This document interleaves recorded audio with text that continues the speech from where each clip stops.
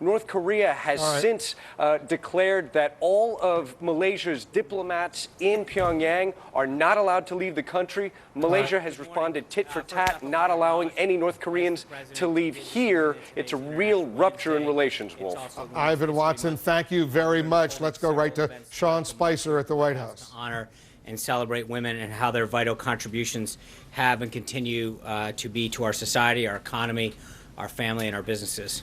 The president tweeted this morning about the surge in hiring in the 2 months that he's been in office. LinkedIn's workforce report states that January and February were the strongest consecutive months for hiring in over a year and a half. A new report from ADP and Moody's showed strong private job growth that is far exceeding market expectations. And just this morning, Samsung confirmed that it's planning a, quote, major investment in U.S. production facilities, directly citing the president's election as an influence in their decision. The initial investment is expected to reach around $300 million. We keep seeing that the wave of optimism and growth in the wake of the president's pledges to help American businesses continues to produce real results for people throughout our nation. Yesterday, I forgot to, there are a couple things that I didn't get to yesterday, so let me mention a couple of those.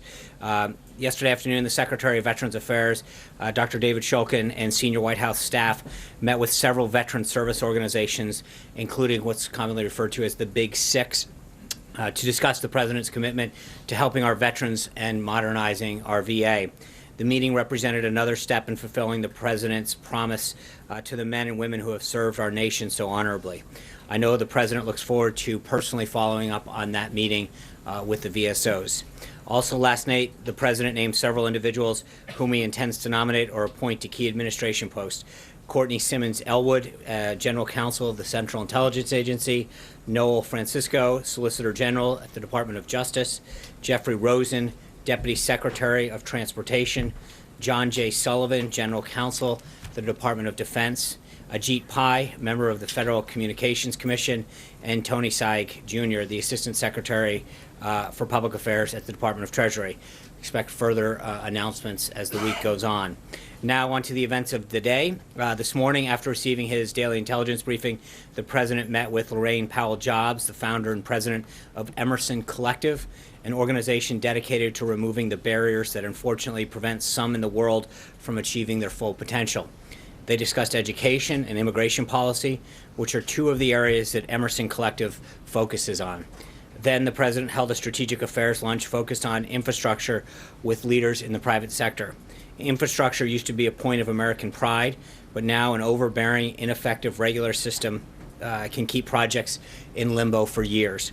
The president has already started removing the regulatory roadblocks that have been killing projects before they've even begun through his executive actions, streamlining the permitting process and calling for each agency throughout the government to identify regulations that cause undue burden. As the president has said many times, strong public-private partnerships will also be key to revitalizing our country's ruined roads, crumbling bridges, and outdated airports. The government has wasted too much of the taxpayers' money on inefficient and misguided projects. By looking at infrastructure from a business person's perspective, as the president and these executives do, we can restore respect for the taxpayer dollar and make the best investment. The president was particularly pleased to be holding this meeting now that Secretary of Transportation Chow, EPA Administrator Pruitt, and Energy Secretary Perry are all confirmed and getting to work. In attendance at the lunch, as I mentioned, were Secretary Chow, Secretary Perry, Administrator Pruitt, and then Richard Lefrock, the CEO of Lefrock, Steve Roth, the CEO of Vornado Realty Trust, Josh Harris, co-founder of Apollo Global Management, Bill Ford, the CEO of General Atlantic, Lynn Scarlett, the managing director of the Nature Conservancy, Tyler Duvall, the partner at McKinsey, and Elon Musk of SpaceX. Later this afternoon, the president will meet with Congressman Elijah Cummings to discuss rising prescription drugs prices. I know the president's looking forward to continuing the dialogue that they started a few weeks ago on the phone. At 4 o'clock, the president will meet with Interior Secretary Ryan Zinke, Senator Murkowski, and Senator Sullivan of Alaska. They're expected to discuss the priorities of the Department of Interior, especially as it pertains to the government-owned lands in Alaska. This evening, the president will meet with conservative leaders about health care. We'll have more details and participants on that meeting a little bit later this afternoon. The President and the Vice President continue to reiterate their support for the House bill on Obamacare repeal and replace, and look forward to working with Congress to institute a new health care system. Tonight, the President will have dinner with Senator and Mrs. Cruz, and finally, a couple of additional administration announcements. Today, the President and the First Lady announced the initial details for the 139th White House Easter egg roll taking place on Monday, April 17th. They are honored to continue the traditions of the past while creating new ones that will play a lasting role in the fabric of our nation's history. Tickets to the Easter egg roll are free to the public and will be allotted through an online lottery. Further details on the lottery and information on that day will be released later this month. Keep an eye on whitehouse.gov for updates on that. I'm also pleased to announce, a little bit proud, that the Taoiseach Kenny of Ireland will be visiting the White House for the traditional St. Patrick's Day visit on March 16th. We'll have further details on that visit as well as the other foreign leader visits later this week. With that, some questions. David Smith of The Guardian. Hi, John. Can I ask about the President's state visit to the UK? Is there timing for that, and what was your reaction to some members of Parliament in Britain saying the President is not welcome? They actually use words like racist and sexist. Has that led him to reconsider? The President, as you know, accepted Her Majesty's invitation when the Prime Minister was here. He looks forward to going over and visiting the United Kingdom. As we have details to share with you further, we will, but there is nothing further at this time. Caitlin. Does the White House have a reaction to the Iranian vessels coming within 150 yards of a Navy ship over the weekend? Aren't they on notice, and will you offer anything beyond a verbal reaction? And then I have a follow-up question. Okay. The USNS ship that was in close proximity is obviously something that the President has been made aware of. The President's been very clear that this provocative action is something that won't be tolerated.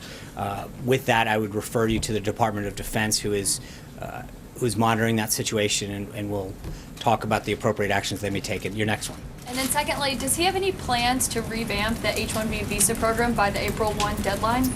I think we've talked before about immigration as a whole. I think there is the legal part of immigration and the illegal part of immigration. The President's actions that he's taken in terms of his executive order and other revamping of immigration policy have focused on our border security, keeping our country safe, our people safe, and then obviously whether it's H-1B visas or the other ones, spousal visas, other areas of student visas. I think there is a natural desire to have a full look at, comprehensive look at that. He discussed the RAISE Act yesterday with Senators Perdue and Cotton. We'll have more on that coming forward, but I think as the readout mentioned, he was very supportive of their efforts with respect to how we view legal immigration. He mentioned in his joint address that we're one of only a handful of countries that doesn't use a merit-based system of immigration, and that is something that we need to look at in its totality. Hunter. Thank you, Sean. I had two quick questions. Are you aware of any women who work at the White House who are participating in the strikes today? And also more generally, what is the administration's reaction to this protest? And do you think it's an effective way, skipping work is an effective way for women to demonstrate their power and significance? On the first part, I'm not aware of any that are not here. I think everyone that I'm aware of has shown up and is working really hard to advance the President's agenda. They're committed to moving this country forward. For those of us who have joined the President throughout government, I think, but obviously, as the President stated today, we want to recognize the contributions that women make to our businesses, to our families, to our economy, to our society. And, you know, it's a free country. People have the right to express themselves. But I think that we should, on a daily basis, not just one day a year, but 365 days a year, appreciate the contributions that women make in all of those categories. So it shouldn't be a daily thing, and it's hopefully we can help fix that a little bit more. John. Thanks a lot, Sean. There seems to be this groundswell of conservative opposition to the health care bill that was offered up by leadership in the House of Representatives. You mentioned the President's going to be meeting this evening with conservatives. What is his message to those individuals? Are they members of the Freedom Caucus? Will Senator Rand Paul be there? And can you give a sense about what the President intends to do to turn around that opposition that was quite apparent yesterday? So a few things on that. One, as I mentioned, we'll have a list of participants later. Two, I think that there has been a lot of, from business and conservative groups have been very supportive of this, whether it's Americans for Tax Reform, Americans Taxpayers Union, the Medical Device Manufacturing Association, the U.S. Chamber of Commerce, AvaMed, One Nation Health, Consumer Health Products Association, the Association of AMAC, the National Association of Wholesale Distributors, the American Legislative Exchange Council, and others. There's been tremendous support for this. We've had people throughout Washington, D.C. going to different associations and groups throughout the days, last couple of days, talking about the benefits of this. And we're going to continue to do outreach. He met, as you know, yesterday with the House Whip team, expressing his unwavering support for the bill and the process that's about to encounter. He'll work with these individuals today. And we're going to have a full court press. Our team is throughout the administration on local radio and local television to get that message right to the American people. To talk about both of the things that we talked about yesterday, why we have a crisis right now in healthcare and why Obamacare is failing. But then secondly, why the solution that the president's worked on with the House is the right one to bring down costs and to reinstitute choice. So that message is going to continue to get delivered both today and for the next several weeks until it passes the House and the Senate and comes back to his desk. But again, one of the important messages that I think those on the conservative side need to understand is right now there is an uneven playing field. If you get your insurance through Medicaid, Medicare, through the government, or an employer-based health care, you are untaxed, your employer's untaxed. It is those self-employed individuals, those small businesses that are paying the penalty for this. And that's what I think we have to remember, is that we talk so often on the conservative side and on the Republican side about the importance of entrepreneurship, the importance of small businesses to our economy. And yet they're the ones who suffer right now with an inequity in the tax system. And I think that by leveling that playing field and by giving them more options and driving down cost, we're actually doing a very conservative thing here. By removing the mandate of a government-mandated, you must buy this program or you will pay a penalty, and eliminating choice, we are enacting, I think, very strong conservative values in health care that give all Americans more choice at a lower cost. So I think that should be a very positive message. John. Yes, thank you.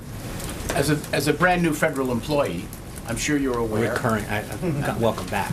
Yes, well, at the moment. Thank you. I'm sure you and your family are aware that Office of Personnel Management offers a very comprehensive health care program called the Federal Employees Health Benefit Program. Yes. You and anyone in this building, on the Hill, their staff, their family, their friends, not their friends, their family, can, well, maybe, who knows? Very, very generous. No, it's state of the art. The individuals involved in the health care situation right now, the debate, no matter how it plays out, can they really have the kind of sympathy and empathy for individuals who may not benefit nearly as much when they're negotiating all these plans, Sean? In what respect? Well, I mean, you're fine. You're covered. Sure, Yeah. but it's unfortunate. First of all, I'm not fine because I think because of Obamacare, premiums on everybody have gone up. No, regardless of what you pay, federal employees make a contribution to their health care plan as well. And I think that all premiums have increased over the last, whether you're in an employer-based system or not. So I mean, one of the big issues with Obamacare was, in order to fix a problem that faced 15 to 20 million people, is that the entire system got shattered. And prices on everybody got ratcheted up. People who were on Medicaid suddenly lost their ability. So the issue was that in an attempt to solve a problem that affected a very specified and defined group of people, we affected the entire healthcare market. So whether or not you get it from an employer or not, but to your question, that's part of the issue. Hold on. Here's the issue. You're right. You're absolutely right. Right now, if you're a federal employee, in a lot of cases in state, you get to open a book and you get to look at what plan matters to you. What plan is best for you or your family? How much do you want to pay? How much coverage do you want to have? What's the copay you're willing to risk? What services or benefits do you want as part of your plan? Absolutely. But the issue is, for so many Americans, they don't have that choice. For a third of the counties in this country, they've got one choice. One. And in a lot of states, they've got none, or the exchanges are becoming fewer and fewer. The number of doctors and plans that take Medicaid, fewer and fewer. So to your point, I think actually we're in a unique place because we get to understand what the average American should get, that we shouldn't be limited to a specified number of people. I appreciate your argument. Very well taken. Thank you. However, I'm going to compare a GS5 or a GS9 to a senator or a secretary of one of the agencies. Okay. I mean, the safety net on those individuals gives them a certain cushion. And they're negotiating, but do they really have that kind of compassion or that kind of empathy for the people who, in fact, may be thrown off the health care? I mean, I think that just because somebody has health care doesn't mean that they can't empathize with somebody who doesn't. You know, we all have family and friends that are suffering. I mean, that's like saying because I have a job, I can't be empathetic to somebody who doesn't have a job. I mean, we all have family or friends. It's the same thing when we watch a friend or a family member suffer through a terminal disease. Because we haven't suffered through it doesn't mean that we can't have compassion towards that person or be concerned on how much that bill is costing them. I mean, that's actually, in some ways, you know, it's depending on, you know, the relationship you have with that person, you can even feel worse. You can feel guilty about how much you have and how you're not able to help that person. I think in many cases that's what drives us, is to know that there are options available to some Americans and not others. I appreciate your response. Thank you. John. John, we've confirmed that there is a criminal investigation into this alleged theft of cyber tools from the CIA by WikiLeaks. What can the White House tell us about the situation, particularly the fact that it seems like there's another leak from the intelligence community that's on the scale of Edward Snowden? And can you assure the American people that none of these tools have ever been used against them? Well, there's a couple things in that. Number one, for obvious reasons, it is our policy as a government not to confirm the authenticity of any kind of disclosure or hack. That would be highly inappropriate for us. But, you know, all of these occurred under the last administration. That is important. All of these alleged issues. And I think it's interesting to have it asked this way about the damage that could have occurred or what tools could be used in light of what's been going on recently. I mean, we've had, you know, your own network's correspondent, James Rosen, had his phones, multiple phones, tapped. What is, you know, was that appropriate back then? I think there's a lot of concern out there about alleged leaks. I mean, there's two steps to this.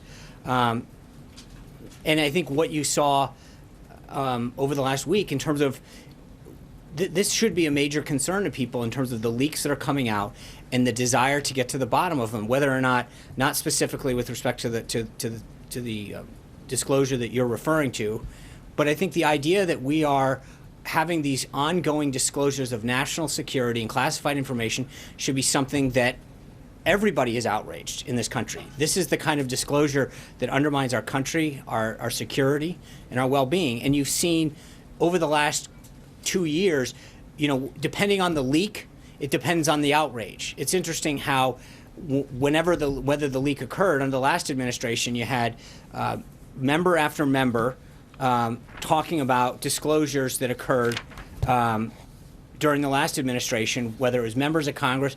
You know, Elijah Cummings expressed concern during the last administration in terms of the Americans that were, you know, when it dealt with Hillary Clinton, there was complete outrage about the leaks that occurred, members calling for investigations into the leaks.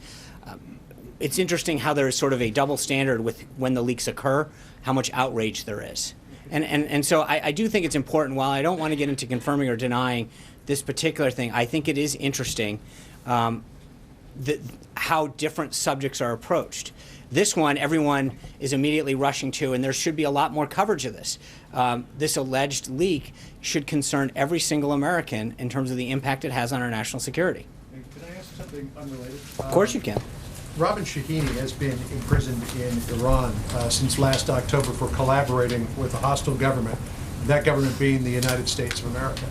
He's on a hunger strike. Apparently his health is suffering. Is the President aware of Mr. Shahini's plight and that of 3 other Americans who are being held in Iran? And what, if anything, might the President be doing about it? Yeah, so obviously we're aware of the situation. In that particular case, I would refer you to the State Department. I wanted to go back to an earlier question. What is the President personally going to be doing in order to sell this health care bill? And what's he going to do to convince reticent lawmakers to come along, people like Rand Paul, who don't like it? Well, I mean, we're on day 2. As I mentioned, we've been out in local talk radio and local markets. The president yesterday met with the House deputy whips. Today, he's having a series of additional meetings with conservative groups, with others. He's already talked to insurance agents. I mean, we've talked about the lead up to this with the insurance executives, with companies, with various members of the House and the Senate from both parties. He met with governors, attorneys general. I think there's a group of lieutenant governors coming in. We're going to be aggressively going after talking about the solution that we have for health care, both the need to repeal the current Obamacare system and the need to replace it with something that gives patients the choices and costs that they need. As I mentioned yesterday, and I can't overstate this, there's a difference between having a card and having care. Being told you have coverage and not being able to use it is no good. And that's the thing that I think is really important. When we get asked the question so often, how many people are going to be covered? That's not the question that should be asked. How many people are going to get the care they need? Having coverage with a high deductible, and in some cases, or not having a plan that allows you to get the coverage you need or afford it, isn't real coverage. It's a card. And I think that's the big difference in the approach that we're taking here. It's how do we get people the affordable care they need, that there's more choice, that more doctors are coming into the system instead of leaving. And that is a big, big difference in the approach that's happening now. Cecilia, on the road to try to sell it? I think you will see a lot of travel and a lot of activity by the president and all of the administration. And it's not just going to be the president. It's going to be, the secretary, the directors, key administration staff. The vice president's been actively engaged in meeting on the Hill, on talk radio, on local television. You've seen a flurry of meetings with outside interests, with op-eds explaining the problem and engaging groups and associations and that have an interest in this, and industry leaders. But this is going to be a very, very aggressive, comprehensive approach to making sure that every American understands that there is a major problem and that we are here to fix it. Cecilia. On WikiLeaks, I'm going to go back to that. Two parts. Is the president outraged by this? Well, I mean, again, I don't want to. The allegations. He has been very clear about the concern that he has for leaks. This is, well, again, Cecilia, I think he is very concerned about the allegations that are out there in terms of what may or may not happen. It is an allegation. It is something that we are not going to confirm at this time. But as you can imagine from the president's previous comments, he is extremely concerned about this, about these allegations, about this, about the potential that something, if this were true, would have on our national security. And make no mistake about it, I think the president has talked before that anybody who leaks classified information will be held to the highest degree of law. We will go after people who leak classified information. We will prosecute them to the full extent of the law. This is playing with our nation's national security is not something that should be taken lightly under this administration. Quick follow-up on this one. When it came to the campaign and Hillary Clinton, the president said, quote, "I love WikiLeaks." Does he still feel that way today? There is a big difference between disclosing John Podesta's Gmail accounts about a back and forth and his undermining of Hillary Clinton and his thoughts on her on a personal nature, and the leaking of classified information. There is a massive, massive difference between those two things. And I think it is, again, the interest and the outrage that occurred last year by a lot of Democrats when it came to leaks is interesting that we're hearing not as much outrage now when it comes to some of our issues of national security. April. Sean, a couple of questions. One, you said Congressman Cummings, you affirmed Congressman Cummings is meeting with President Trump today. Yes.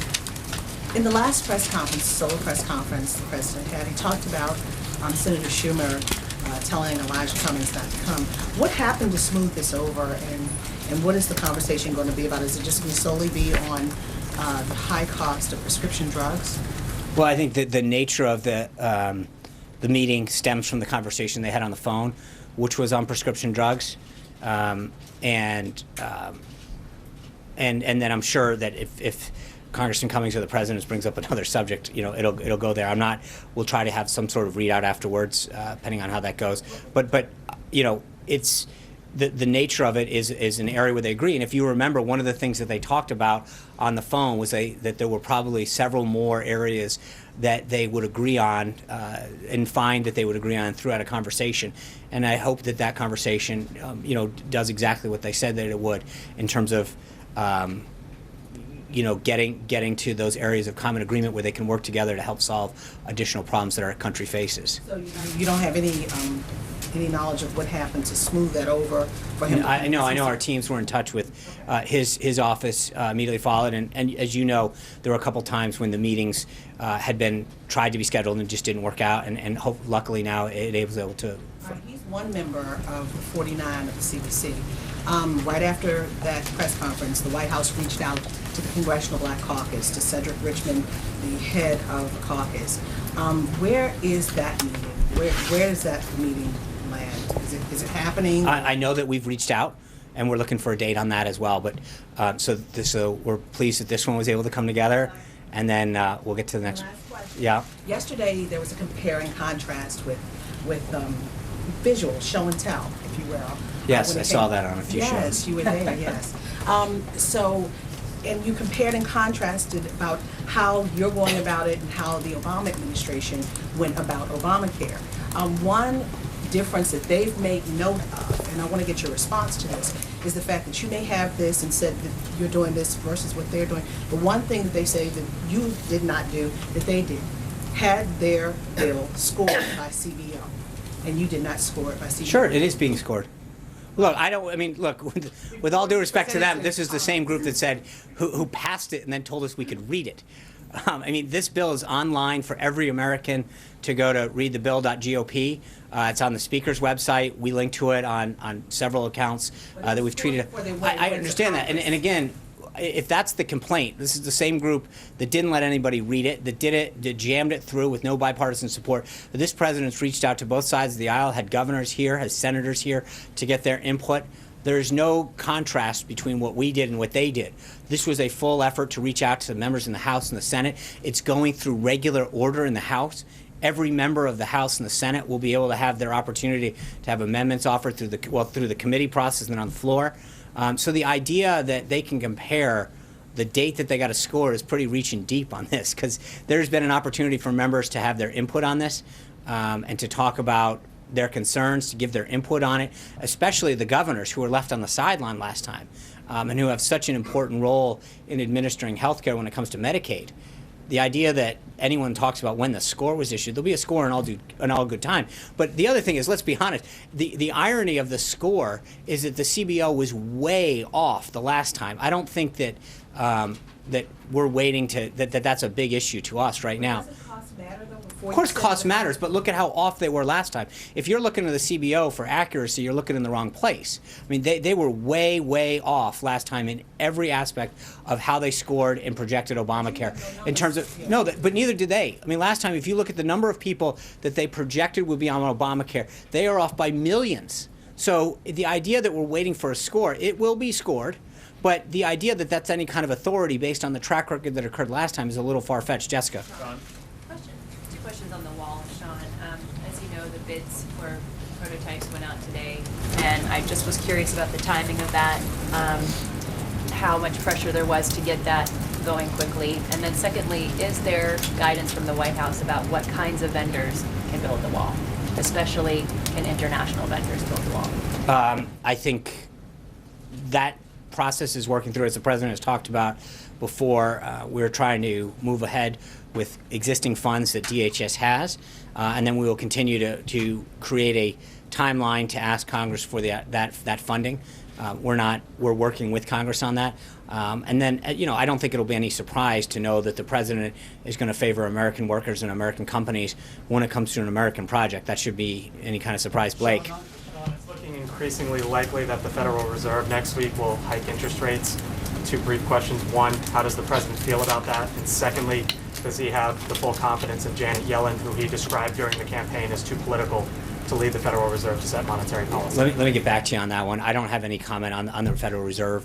I'll look at the team. What I will say is that, as I mentioned at the outset, when you look at the hiring and the jobs and the manufacturing and the pace, the consumer confidence and the CEO indexes that have already come out in the first 2 months. We see a resurgence in optimism in the economy by job creators to want to hire here, who want to manufacture here, who want to grow here. And I think that our economy is clearly on the upswing.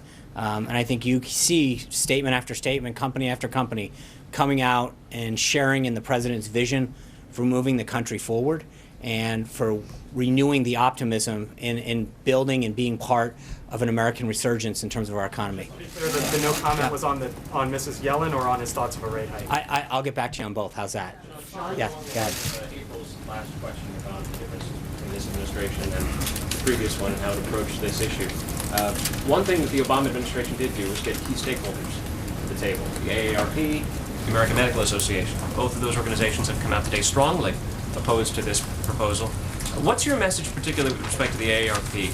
And I think the AARP got a really good deal last time when it came to prescription drugs in particular. I think this is a patient-centric bill. It's about patients, it's about people, it's about the Americans who left behind. Look at what those deals got people last time. I mean, for all those people that are on Medicaid in particular, they don't have choices anymore. So I would argue that the president has put the American people first and has put patients first. So you can talk about, we're glad to have support. Make no mistake about it.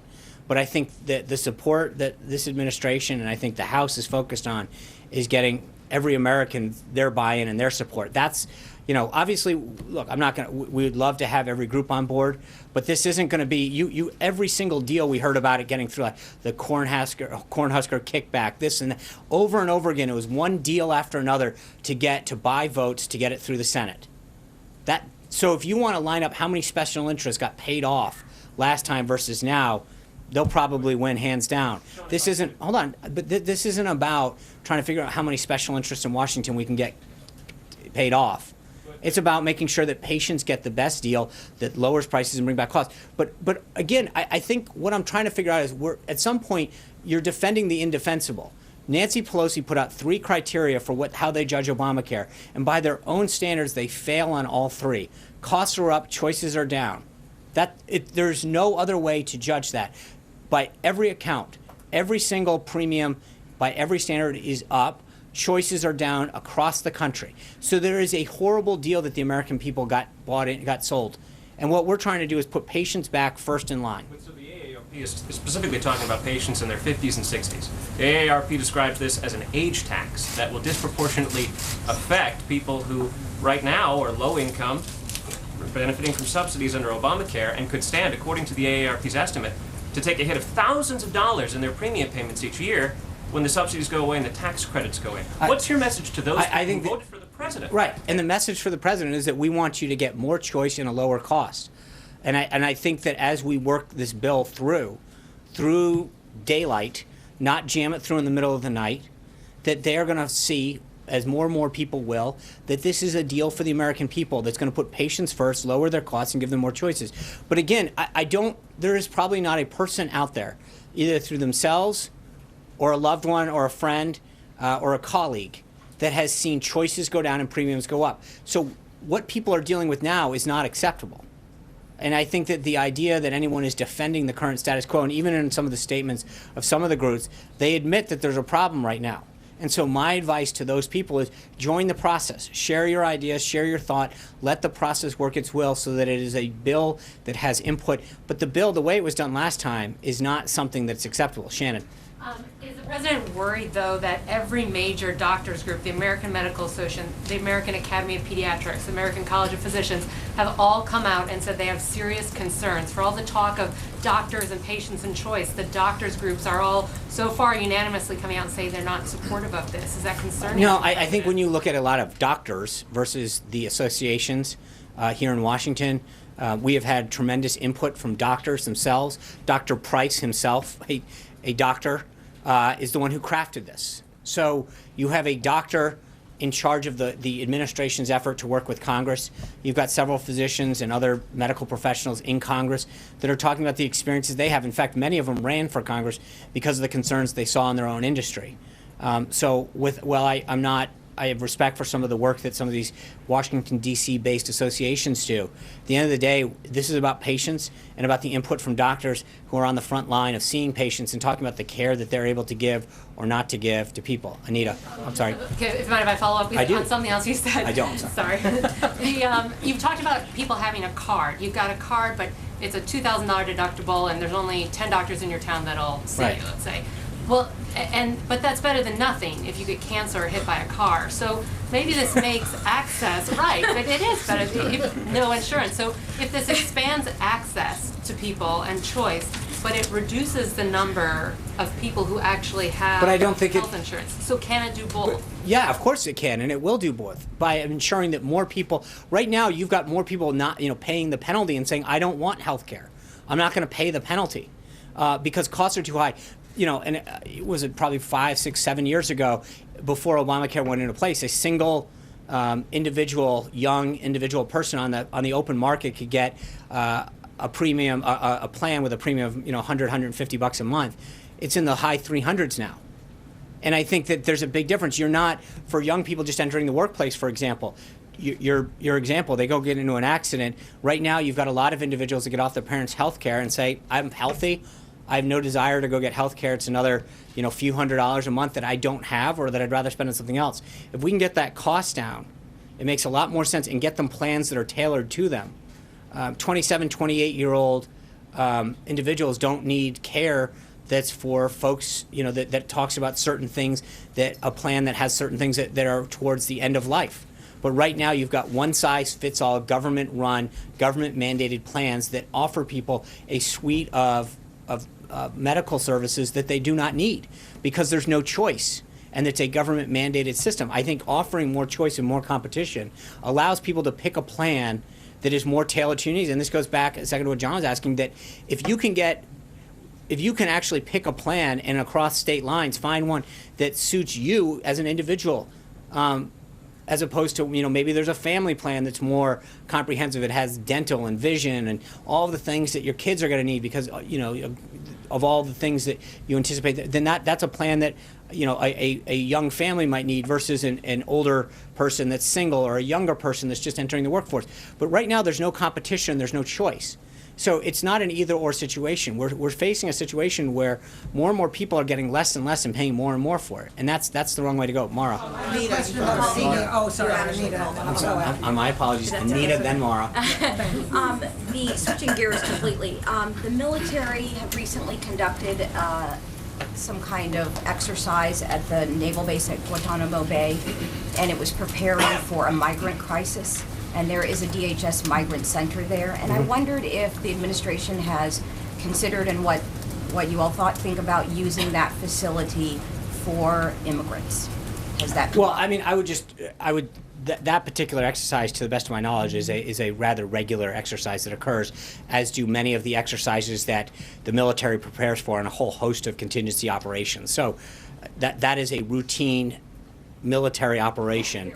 consideration though? No, I'm not going to. It is a routine military operation, as several of them do with our partners throughout the world, where we plan for random, contingencies that may or may not happen. That's the job of the military, to practice for contingencies that may or may not happen on a whole host of issues, but to try to ascertain, Are you all considering using the facility for immigrants? There is nothing to consider it for. I think we're fine right now. There's nothing that we would need to use it for. But again, I mean, I think part of the goal of preparing the military going through various exercises is on a whole host of issues. On refugees, they prepare for natural disasters. We're not anticipating a natural disaster, but we prepare for them. We at the White House, when we were coming in as an administration, we did, I think we briefed during the transition period, we did what we call a right seat, left seat operation with the outgoing administration. So we sat down and talked about cyber attacks and natural disasters and the whole of government response in some of these things. It doesn't mean that we anticipate them. It doesn't mean that we want them. It means that we're going to prepare for them. In the same way that many organizations do fire drills. It's not that you anticipate or expect a fire, but you prepare for them, as many families do. Preparedness is the key to executing well, and I think that's all we're doing. And secondarily, The Louisville media is reporting that President Trump will be there on Saturday. Can you confirm that? And is this about healthcare, as you just said he was going to make the rounds? Yeah, I've seen that report. We have nothing to announce with respect to the president's schedule at this time. But as I mentioned earlier to, I think it was Shannon, that we will have, or is it Jill? I can't remember, somewhere in this area. We will have an update on the president's schedule, but later this week. But I do anticipate the president to be very active in his support for the repeal and replace effort, and so this is what you should expect. Now, Mara. The CBO score is supposed to come out next week, and you just called into question their credibility. I didn't call into question. Just so we're clear, I'm just. Thanks, Matt. I appreciate it. I can answer. Their record is what I'm calling into question to. When you look at the number of people and the cost on what they scored the last Obamacare bill on, it's way off. That's a fact. That's not anything more than that.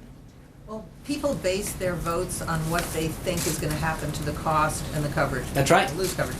Is there any analytic organization that you would accept a score from?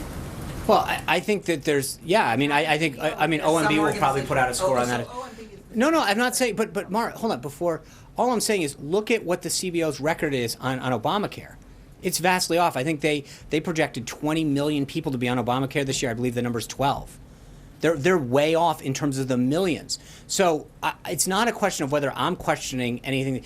Anyone that can actually do basic math can understand that their projections for Obamacare the last time were way off the mark. And so my only point is that I think when they come out with this score, we need to understand the track record when it comes to health care. John, anybody that you think has a good track record? Is there any scoring organization that you think has there's a good probably track a lot, record? and I think members have to look at a lot of things to cast their vote on. They're going to have to look at the totality of the bill, the support of their constituents, the current state of things. I think that there is no question. Look, when you look at the trajectory of the cost right now in terms of premiums, you can either say, and not just the premiums, but Obamacare is going to collapse on its own weight very soon. And the president made it very clear in his press conference and a lot of previous statements. The politically easy thing to do is just let it collapse and let Democrats come back to the table. I don't think that's the right thing, and the president's made it clear he doesn't think that's the right thing. This is an opportunity for him to show the American people that the right thing to do is to care about their health care options and the costs that they're paying. And one last thing, you mentioned deductibles before and how they're going up under Obamacare. Are you promising people that their deductibles will come down under this plan? Everything that we have been led to believe about how this is yes, this will drive costs down. When you talk about opening up pooling, when you talk about driving costs down because you can buy it over state lines, everything that has driven up costs, all of those market forces that will come in, and I think every leading economist that has looked at this says it will drive costs down. John Gizzi. Thank you, Sean. The premier argument by Democrats, notably former President Obama today, is that enactment of the act that was illustrated yesterday would lead to many people losing their health care. You've certainly heard that from Democrats, but also several of the Republican governors who were here for the National Governors Association, including strong allies of the president. Governor Bentley of Alabama, Governor Hutchinson of Arkansas voiced the same concern. They did not want any plan that would lead to anyone losing their present health care. What does the administration say to what is the leading argument against a new plan? And then I have a follow-up question. Of course. I would say that any governor that's concerned about people losing care right now should join us. They're losing their care right now. They're losing their options, and they're paying too much. So the answer is that if you're concerned about those principles, then you should be concerned with what's happening right now. And you should be concerned and want to join in this administration and work with this Congress. And again, the big difference that's here is instead of us jamming a bill down Congress and not allowing the American people to read it until it's passed, as was done with Obamacare with then Speaker Pelosi, is that this bill is out in the open for every single person in the world to read. It is open for people to let their member of Congress share their thoughts, share their ideas, and it's done out in the open. I think that is a vastly different approach with how this is going about than the last time, and that makes a big difference with the approach, and it gives people an opportunity through the process, what they call regular order, to have input on this. And if it can be made better, then great. But I think this time we recognize that there's a lot of work that needs to get done on behalf of the patients that are having trouble getting care. Alexis. Oh, wait. Sorry. Yep. My follow-up question is a follow-up question about the wall. During the recent Governors Association meeting, Governor Gracchus Ramirez, who is the chairman of Mexico's Association of Federated Governors, warned that continued discussion about the wall and the president's talk of building it might very well lead to the election of Mr. Lopez Obrador as president of Mexico, and he is considered the most anti-American, most hostile to America of any of the candidates. Are these any concerns that come up in the discussion of the wall, namely the impact on Mexican politics? No. The president's number, it's pretty good. The president's number one concern is the safety of our country. Number two is the jobs that are impacted by this and the ability of Americans to get the wage that they deserve. But again, this is a national security issue, something that frankly, when he's discussed this with President Peña Nieto of Mexico, that there is a shared concern about drug cartels, drug trafficking, arms sales over the border. There is a shared concern for the respect of the border, because it means a lot to both sides. So this is something that we care about from a national security standpoint, and then obviously the president's concerned on it both as well as on an economic standpoint. Alexis. Your answer was that if the health care bill could be made better, the president is interested in that. So can I just clarify, when he meets with the congressional conservatives this evening who have misgivings about the legislation, is he intending to talk to them about what they would like to change, and is he open to making those changes? Is that what he is? Is that the mode he's in rather than a sell mode? He's No. in a listening mode? Right. Well, I think he's in a very much of a sell mode. The president and his team have worked very hard on this. They're very proud of the effort and the product that they have produced in consultation with the House and the Senate. But obviously, it's going through the process. And so if somebody has an idea, and that could be on the administration side, that we believe that after a consultation with individuals or groups, that there's a way to improve upon this. But that's the beauty of going through the process that we are. But make no mistake, the president is very proud of the product that we have produced. We are out in full sell mode all around the country talking about how we think this is the best way to solve the problem that the American people face, and that why we believe that the solutions that we put forward in this bill are the right ones and that will benefit them. Go ahead. And can I follow up and say, before the president meets with Chancellor Merkel next week, is it possible that we could see the president for a more general multi-question news conference? He's been a little press shy this week, and from North Korea to healthcare selling to CIA leaks, we'd love to talk to him. Could we see him for a news I will conference? ask, Alexis. Would you ask him? If you're not the only, I'm sure. I'm not. Is there anyone else? I would be glad to ask. Show of hand. Okay. Thank you. I appreciate it. I'd be glad to ask the president. Share your request with him, and I'll see what we can do on a schedule. But as you know that he is very busy these days. He has done a lot of sprays. He will continue to interact with you guys. But I would be glad to make your request known. Katie. Katie. Sean, yesterday Secretary Price said that the bill that you guys have introduced, both the repeal and the replace, are starting points. And Yeah. on Capitol Hill, there was a lot of talk of the starting point being a non-starter. So it seems like there's negotiations that need to be made. Does the president have any non-negotiables in his bill that he will not take out, even at the request of conservatives? Well, Katie, I mean, I think as I was just saying to Alexis, that it is a starting point. It's going through regular order in the House. And so part of that process is it goes through the committee markup hearing, both in Ways and Means and House Energy and Commerce Committee. That by its very nature allows for input on through both of those committees, and then ultimately on the floor before it moves over to the Senate, and the Senate goes through a similar process. So I think, frankly, we're just acknowledging the reality of where the process is. But you know, we're proud of the process. We're proud of the input that we've received from governors, from senators, from individuals, associations, companies, and we feel very proud of the work that is encapsulated in this bill and the results that it'll yield. And so that being said, I think the president understands as a businessman that if someone's got a really good idea, that he's going to listen to it, and if he can be part of the process to help make something better, there's nothing that's going to preclude that. We have been very open to listening to people.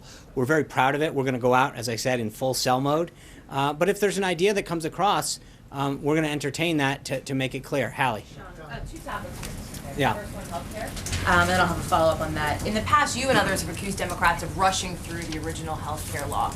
Now, there are some Republicans, including today, who say this is simply moving too fast. Is the president willing to accept a delayed timeline if it pushes repeal and replace into later in the year? I don't. Going through the process can't be delayed. I mean, by its very nature, we're going through the committee process. There are two House committees. You said timeline being maybe Easter break. But again, that's subject, right? But I would argue it's subject to how the House does its will, and then how the Senate does. I think obviously we would like this to move forward. There's a lot of stuff in the queue.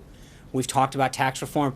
This bill is attached to the FY17 budget reconciliation, and I know that for a lot of Americans that means nothing in terms of the phrase and the nomenclature that surrounds how Congress does it. But it's important to recognize that that vehicle allows Congress to do certain things and not others with a 50 vote, with a majority vote in the Senate. That's important. There are certain things that you can do through that you can't do through other vehicles, and that will take a 60 vote and that you can do administratively. So it's actually, if you heard Dr. Price talk yesterday about the 3 phases, it's actually multi-phased, it's going through regular order, but there is simply no contrast between how we are approaching this and how Democrats approached it last time. Number one, there's actually been input from across the aisle, both from the governors who are here, attorneys general, outside groups.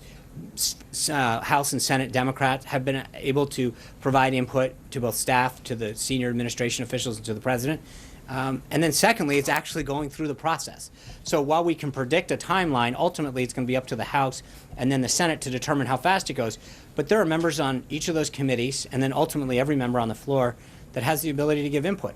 Before my other question, I'm just curious about this meeting with Senator Cruz tonight. He has come out and expressed some skepticism on the bill as it stands now. Presumably that will be part of the topic of conversation, but as you mentioned, Heidi Cruz is coming too, and I'm wondering if the president has any plans to apologize to her for the insinuations he made on the campaign trail. I think they're looking forward to a great dinner. He had dinner with the Rubios a couple days ago, maybe a week ago. He had lunch yesterday with Senator Graham. This is, as I stated weeks ago, the president is going to continue to have outreach to members of Congress, both parties. He's meeting with Congressman Cummings today. This is a president who wants to engage with members of both sides of the aisle in both houses, but also groups, business leaders, union leaders. The AFL-CIO head, Richard Trumka, was here yesterday. This is a president that's going to engage with everybody that can help join in proposing ideas and thoughts and opinions on how to move the country forward. So he looks forward to dinner tonight with Senator and Mrs. Cruz, as he has with several others, and I think you're going to see more in a continuation of this kind of effort to reach out and get people's ideas. Margaret. And then on intelligence, I had that second topic. Yeah. Does the president believe the CIA has been compromised in any way? With respect to the disclosure, is that what you're... Again, I'm not going to... it's U.S. government policy not to confirm this. I think he has obviously been very concerned, as I've stated, about the disclosure of national security on any level. It undermines our country's national security. And I think that, you know, I just will say, I think there's also been a big double standard when it comes to disclosures of national, of classified information, and the outrage or that exists when one side has it happen versus another. There was, well, I think that there has been a lot of disclosures about national security that occurred last cycle when there was potential that the FBI had been leaked certain information. The members of Congress on the other side of the aisle, Hillary Clinton and others, talked about how there was so much concern about classified information. We're seeing such silence and outrage from the media, from others, with the current disclosures now. with things that may or may not have happened towards the 2016 election when it comes to this side. So I think there's a vast difference when it comes to how the disclosures are approached. Yeah. Thank you, China on North Korea. And what is the President Trump's policy toward North Korea, and what is his decision on the North Korean policy? On the which on the politics? No policy. Policies. Well, I mean, we're very troubled by the launch of missiles that have occurred from North Korea. I think that's why the THAAD missile system that we've started to deploy into South Korea is so important. We're continuing to work with the government of South Korea to make sure that they have the defenses necessary to protect themselves. The deployment of the THAAD system is critical to their protection, as witnessed by this weekend's ballistic missile test. China and the United States in particular both understand the threat that North Korea poses to the region, and I think that there's areas in concern that we can work together to protect the country. Trey. You forgot to call on Margaret. Today with International Women's Day, there's a lot of concern about access to health care for women. Right. Will the president commit to reaching out to female Democratic lawmakers as the next two phases of this health care bill continue? And additionally, what is the president's stance on access to birth control for women across the country? Well, I think that question was asked and answered by Secretary Price yesterday. With respect to women's health, the president has also made it clear that he intends to have a substantial increase in funding towards women community centers that fund women's health services, and that will be reflected in his budget. Margaret. Thank you. Sorry. Sean, is the president the target of a counterintelligence investigation? I think that's what we need to find out. There's obviously a lot of concern. I mean, I mentioned to John, there was considerable concern last cycle when a reporter was the target of one. But part of the reason that we have asked the House and the Senate to look into this is because of that. And I think, it was interesting. I think if you look at last week, all of a sudden these stories that keep coming out about the president and his links to Russia, it is continued to be the same old, played over and over again. The president has made clear he has no interest in Russia, and yet a lot of these stories that come out with respect to that are frankly fake. They are a series of fake allegations that at the bottom, while there's no evidence to substantiate any of this, it's the same unnamed sources, quote unquote associates, that we get tagged with, and yet there is no evidence that continues to be shown. And every single person that gets briefed on this shows that, whether it's Senator Cotton, Chairman Nunes, who has done a phenomenal job of trying to get to the bottom of this. But it's interesting, I think, the double standard that exists between the concern about getting to the bottom of the allegations that, with respect to the president, that there are on so many other issues. When you talk about he doesn't know whether he is well, no, the target of the but program? I think that's one of the issues that we have asked the Senate and House to look into.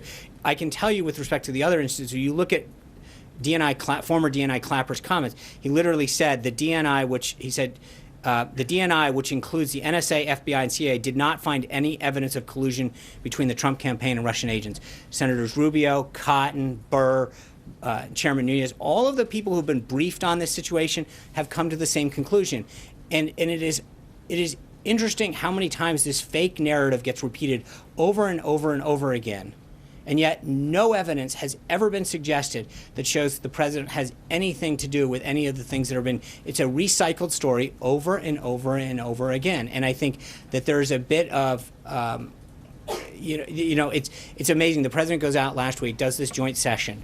And then a couple, literally 24-hour stories start getting recycled about, potential issues that come up that literally continue to offer no fact, nothing but the unsubstantiated rumors over and over again. And yet what is ignored is when you have someone like former DNI Clapper go out and literally say, quote, that they did not find any evidence of collusion between the Trump campaign and agents. You have Rubio, Cotton, Nunes, all say the same thing, that they've been briefed, that there's nothing. And yet this fake narrative... Sorry, I just want to make sure that I'm understanding. Are you saying that there is a possibility he is the target of a counterintelligence probe involving Russia? I don't know. The answer... You just connected those two. No. I think what I'm saying is that there is a difference between that narrative and then the narrative that has been perpetuated over and over again. The concern that the president has and why he asked the Senate and House Intelligence Committees to look into this is to get to the bottom of of what may or may not have occurred during the 2016 election. But the interesting, Margaret, is that when you look at every single person that's been briefed, they've all come to the same conclusion, that nothing happened during the 2016 election tying him to Russia. And yet the fake narrative continues over and over and over again. And the idea that it continues to be recycled without any substance, without any evidence, it needs to stop. The president said he was tapped. He said that as a fact. I understand that, and that's why we were very. No, that's not what I said. What I said was that. Hold on, the Mark. target of an investigation. But his wires were tapped. Hold on, one at a time.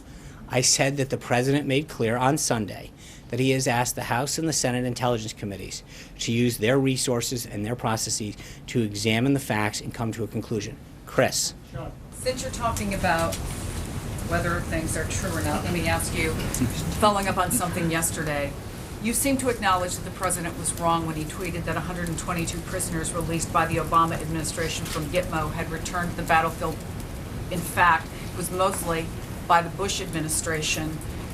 Will he retract or even apologize for that, given that he also called it a terrible decision by the Obama administration, and given that that was incorrect, that there still has been no proof either of his tweets about widespread voter fraud or the wiretapping, does the president have a credibility problem? No, look, I said yesterday, I think Trey asked the question, that the president meant the total number of people. And that, hold on, I understand, okay, I understand that, I'm actually explaining it. That's what you asked the question.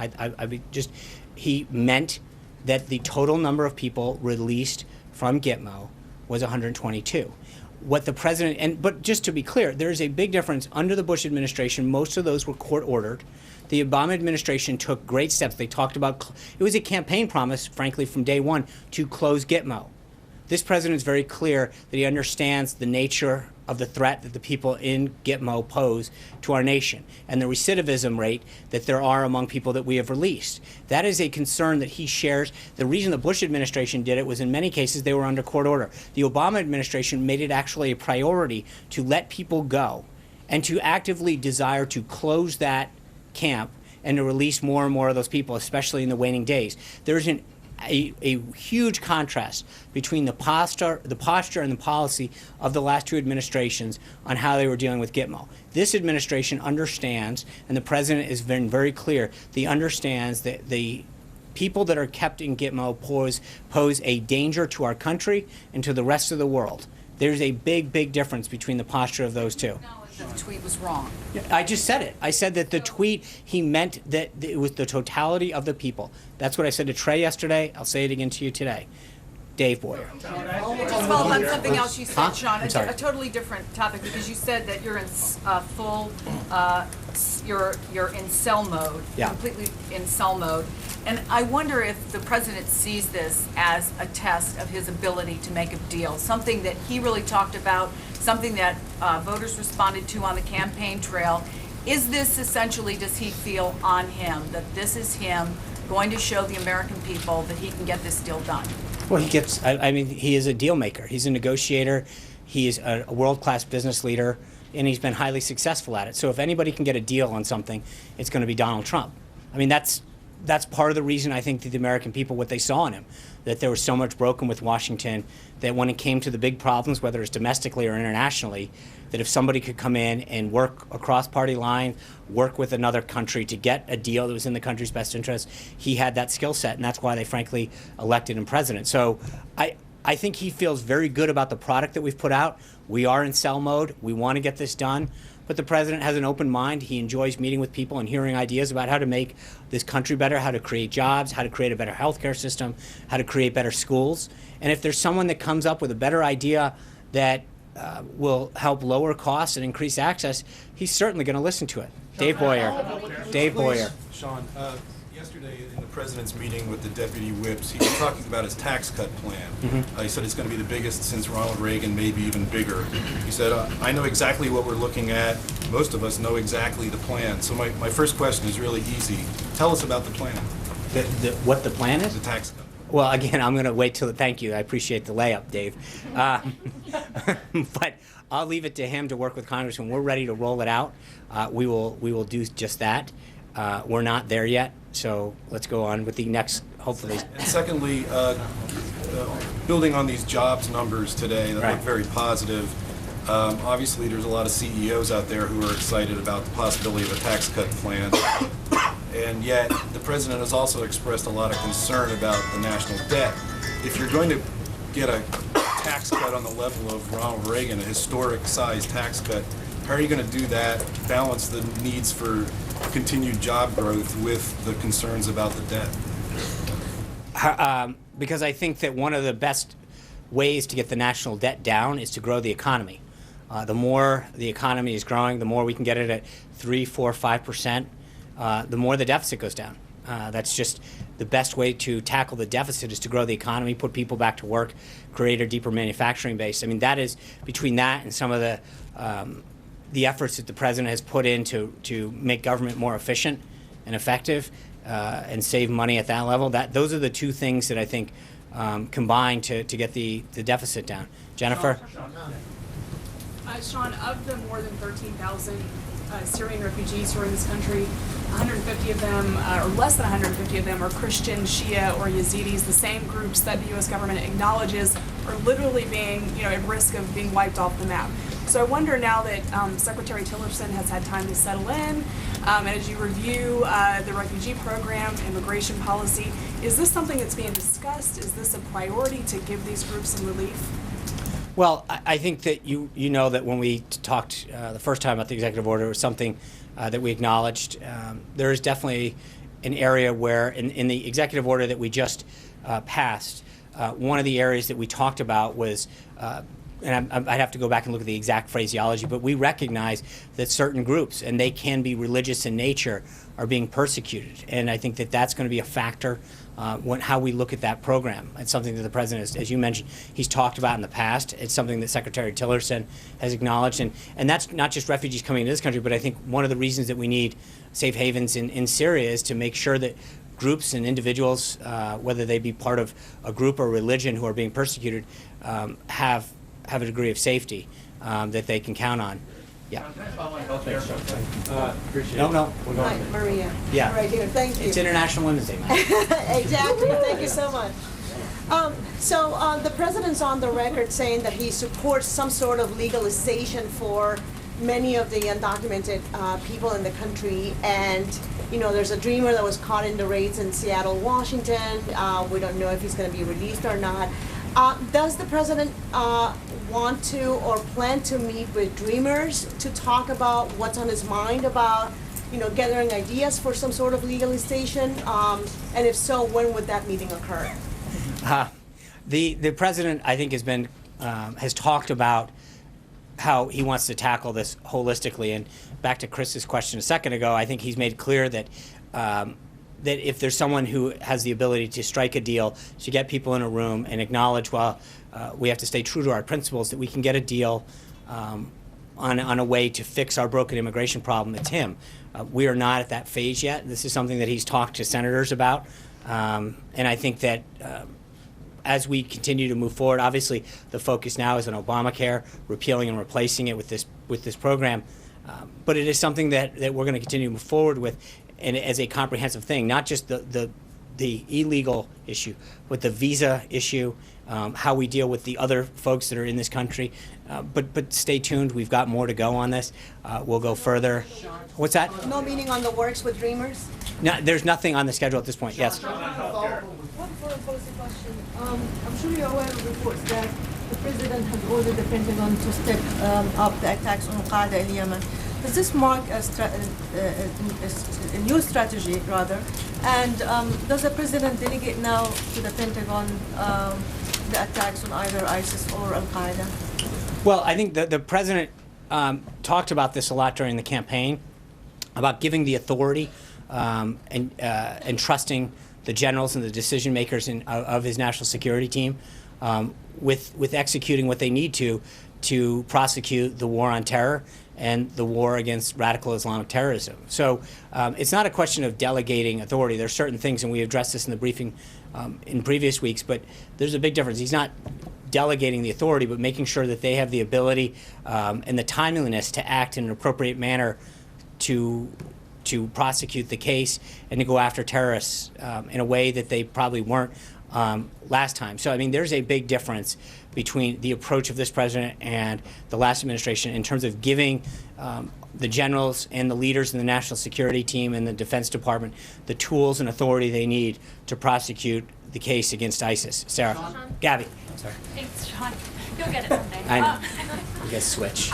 Israel's defense minister said yesterday that U.S. officials had sent a direct warning to Prime Minister Netanyahu against annexing parts of the West Bank.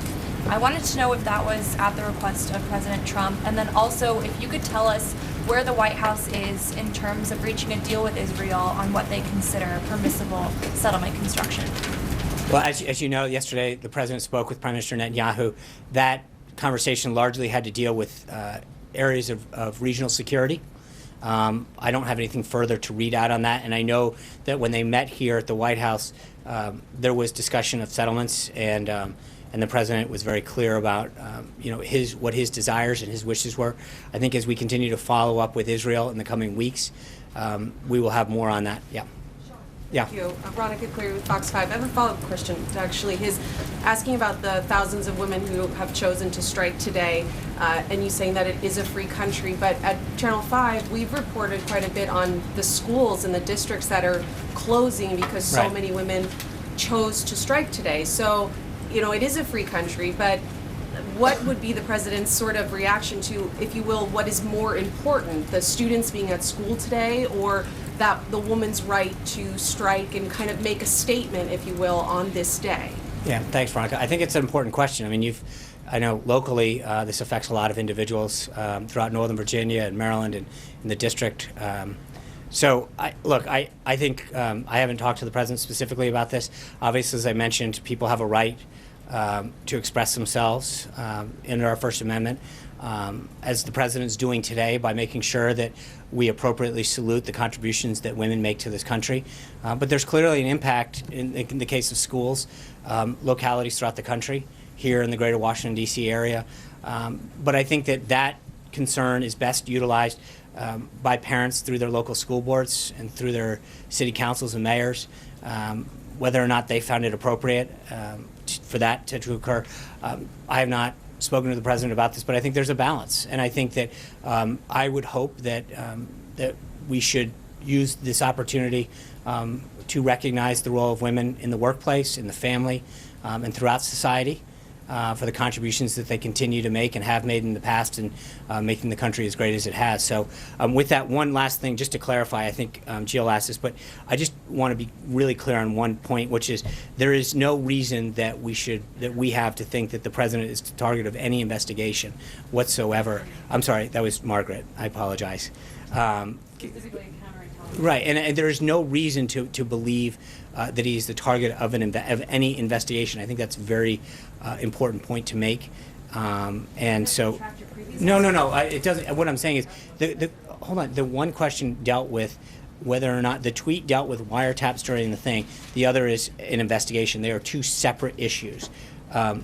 And there is no reason to believe that there is any type of investigation with respect to the Department of Justice. Thank you, guys. I'll see you tomorrow. Thank you. I'll see you guys tomorrow. Not that I can't comment. Thank you, guys. Are you aware of an investigation? Is Cummings coming to Hello, I'm Dana Bash in for Brooke Baldwin. As you could tell, you have been watching the White House Daily Press Briefing, and let's get right to unpacking all of what we just heard. Joining me is CNN senior White House correspondent Jeff Zeleny, senior